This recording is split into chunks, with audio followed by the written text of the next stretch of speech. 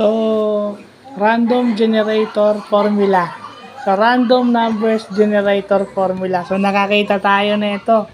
Nakakita tayo dun sa sciencedirect.com ng isang formula for random number. So, ibig sabihin, yung sa PowerShell na natutunan ko, yung paggamit ng seed, random seed ang tawag, baka mag-aano ka ng number, and then taking the formula, makakapag-generate ka ng random number. Kasi computer na generally nag-generate nun.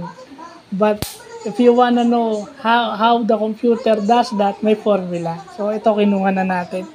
So, both math and science. Both computer science and math. Okay, ito yun.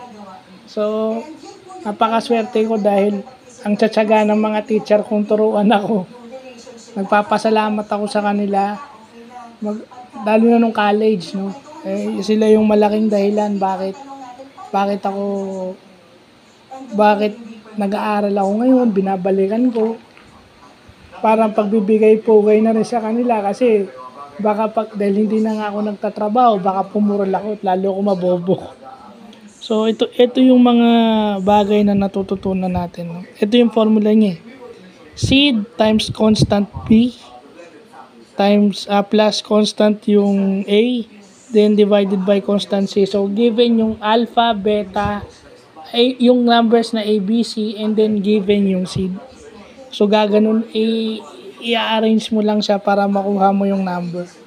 So, syempre, dahil wala namang decimal, i-round up mo yun o i-round down mo. Yun yung random number na ma-generate. So, magandang matutunan to.